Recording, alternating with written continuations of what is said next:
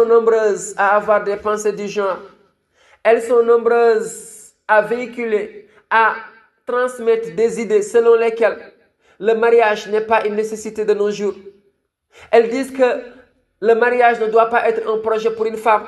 Le mariage ne doit pas être l'option number one pour une femme et qu'une femme doit chercher à s'émanciper, à être libre de faire des études supérieures, de décrocher sa licence, son master, son doctorat et après cela occuper des postes de responsabilité. La base, ce sont des choses qui sont acceptables dans la vie.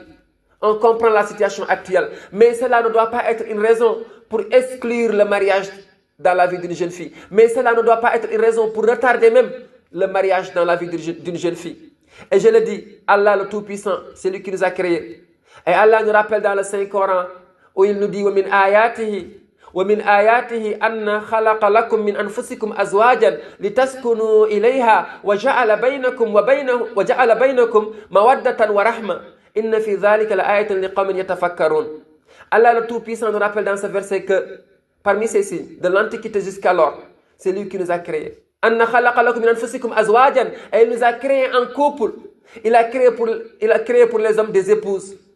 Litaskunu ilayha, pour que nous puissions vivre dans la tranquillité, dans la sérénité et dans le permis. Et il a placé en nous, il a placé entre les hommes et les femmes l'affection et la bonté. En voilà des signes pour les personnes douées de raison. En voilà des signes pour des personnes qui réfléchissent.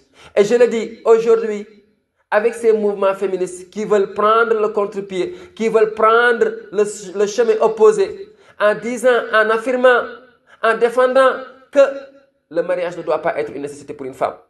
Et je le dis, elles disent que dans le mariage, la femme subira une barrière.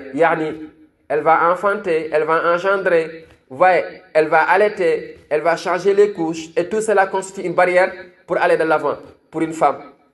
C'est des pensées du genre qu'elles mettent dans la tête de bon nombre de femmes de nos jours, à telle enseigne que bon nombre de femmes maintenant, surtout les intellectuels je dirais, ne veulent plus s'engager dans le mariage. Et je le dis, bon nombre de ces femmes, la majeure partie de ces femmes soi-disant, je ne sais pas, féministes, elles sont dans l'interdit. Beaucoup d'entre elles vivent dans l'interdit. Elles préfèrent avoir un partenaire temporaire.